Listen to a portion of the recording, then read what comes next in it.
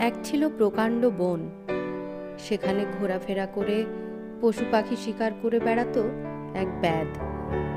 ভয়ে বনের জীবজন্তুরা তার পাশ ঘেঁষত না।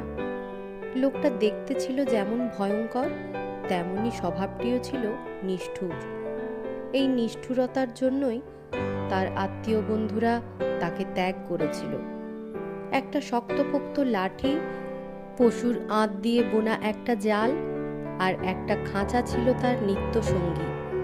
তাই নিয়ে সে বনে বনে ঘুরে বেড়াতো।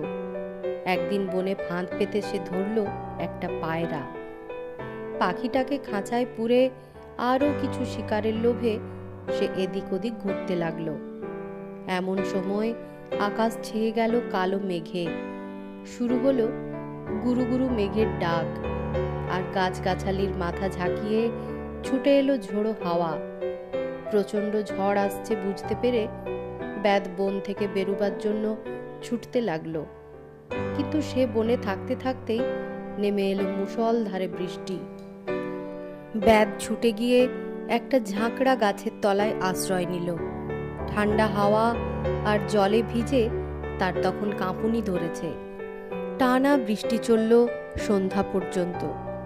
তারপর মেঘ পরিষ্কার হলো, চাঁদ দেখা দিল আকাশে। সারাদিনের পরিশ্রমে ব্যাধের তখন খিদেই পেট জ্বলছে, তার উপরে প্রবল ঠান্ডায় ঠকঠক কাঁপুনি। ব্যাধের প্রাণ যায় যায় অবস্থা। সে তখন গাছতলায় দাঁড়িয়ে ওপর দিকে তাকিয়ে জোর হাতে কাতর স্বরে বলতে লাগলো, এই গাছে যদি কেউ থাকো, আমাকে রক্ষা করো। আমি তোমার শরণ নিলাম। শীতে আর খিদেই আমি বড়ই কাতর হয়ে পড়েছি। দেবতা হও, পশু হও, পাখি হও, আমার প্রাণ রক্ষা করো।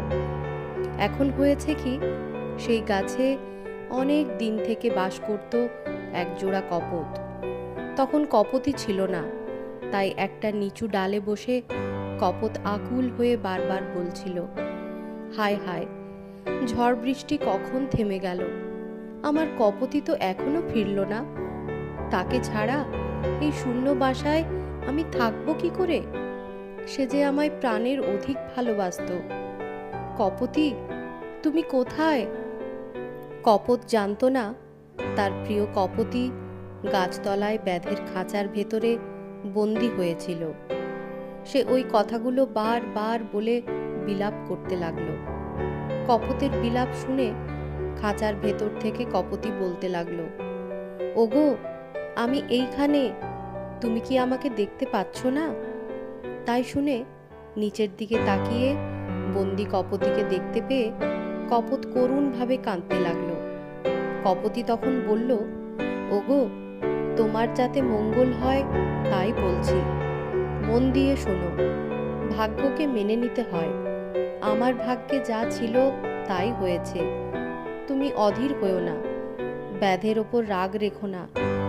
সে এখন শীতে ও ক্ষুধায় কাতর হয়ে তোমার বাড়িতে আশ্রয় নিয়েছে। সে তোমার অতিথি। তুমি তো জানো, সন্ধ্যাবেলা অতিথি এলে যে তার যথাসাধ্য আপ্যায়ন না করে, অতিথি তার পাপ তাকে দিয়ে পুণ্য টেনে নেয়। তাই বলছি, আমার কথা ভেবে অতিথির অনাদর তুমি করো না। তুমি অতিথির সেবার ব্যবস্থা করো। কপোতীর কথা শুনে কপোত শোক ভুলে ব্যাধের কাছে এসে বলল, অতিথি, তোমাকে স্বাগত জানাচ্ছি। তোমার জন্য আমি কি করতে পারি আমাকে বলো। কোনো রকম কিন্তু করো না। ব্যাধ এতক্ষণ চুপচাপ দাঁড়িয়ে কপোত কপোতীর কথা শুনছিল। এখন কপোতকে বলল, আমার বড্ড শীত করছে, শীত যাতে কাটে তার ব্যবস্থা করে দাও। তাই শুনে কপোত করুণ চোখে কপোতীর দিকে তাকালো। তারপর উড়ে গিয়ে কোথা থেকে সে জ্বলন্ত কাঠ নিয়ে এলো। সেটি গাছতলায় রেখে তার উপর শুকনো ডাল পাতা ভেঙে ভেঙে ফেলল। কিছুক্ষণের মধ্যেই দাও দাও করে আগুন জ্বলে উঠল। ব্যাধ খুশি হয়ে আগুনের পাশে বসে তার ঠান্ডায় জমে যাওয়া হাত পা সেঁকতে লাগলো।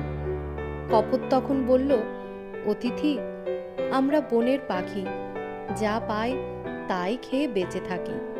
আমার এমন কোনো সঙ্গতি নেই যা দিয়ে তোমার খিদে মেটাতে পারি। আমার মতো দুর্ভাগা আর কে আছে? তবু আমি যথাসাধ্য তোমার সেবার চেষ্টা করব। একটু অপেক্ষা করো, আমি তোমার খাবার জোগাড় করছি। এই বলে কপত জল ভরা চোখে কিছুক্ষণ খাঁচাবন্দি কপতির দিকে তাকিয়ে রইল। তারপর সে প্রফুল্ল মনে আগুনে ঝাঁপিয়ে পড়ল। তাই দেখে কপতি খাঁচার ভেতরে আর্তনাদ করে উঠল। কপতকে আগুনে পুড়তে দেখে ব্যাধের মন করুণায় ভরে গেল। সে হায় হায় করে ঝাঁপিয়ে পড়ে কপতের ঝলসানো শরীরটা আগুনের ভেতর থেকে তুলে আনলো। কপালে করাঘাত করে কাঁদতে কাঁদতে সে বলতে লাগলো, হায় হায়, কি পাপ আমি করলাম! আমার জন্য এই দয়ালু কপত তার শরীর দান করলো। সারা জীবনে আমি কাউকে এতটুকু দয়া করিনি, কেবল নিষ্ঠুর কাজই করেছি, আর পাপের পর পাপ বাড়িয়েছি। এই মহৎ কপত আজ আমায় নতুন শিক্ষা দিল। আজ থেকে আমি এই নিষ্ঠুর কর্ম ত্যাগ করলাম। যতদিন বেঁচে থাকব, অপরের জন্য কাজ করে আমার পাপের বোঝা কমাবো। এই বলে সেই ব্যাধ তার খাঁচার দরজা খুলে কপতিকে মুক্ত করে দিল। তারপর লাঠির আঘাতে ভেঙে ফেলল খাঁচা। অতি যত্নে বোনা জালটাকে ছিঁড়ে ফেলল কুটি কুটি করে। দুহাতে মুখ ঢেকে সে কাঁদতে লাগলো আকুল হয়ে। খাঁচার বাইরে এসে স্বামীর ঝলসানো শরীরটা দেখে শোকে কপতির বুক জ্বলে পুড়ে যেতে লাগলো। সে বিলাপ করে বলতে লাগলো, কপত, তুমি যদি নেই তবে আমার এ জীবন আর রেখে কি লাভ? আমার শরীরটাও এই ব্যাধের সেবায় লাগুক। গভীর শোকে এভাবে বিলাপ করতে করতে কপতি সেই দাও দাও আগুনে ঝাঁপিয়ে পড়ল। শব্দ শুনে ব্যাধ তাকিয়ে দেখে জ্বলন্ত আগুনে কপতির দেহ পুড়ছে। সে ঝাঁপিয়ে পড়ে পোড়া শরীরটা আগুন থেকে তুলে আনলো, কিন্তু ততক্ষণে কপতির প্রাণ দেহ ছেড়ে গেছে।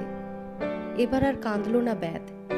আগুনে দগ্ধ কপতির প্রাণহীন শরীর দুটি সেই গাছের তলাতেই মাটি খুঁড়ে পাশাপাশি শুইয়ে মাটি চাপা দিল।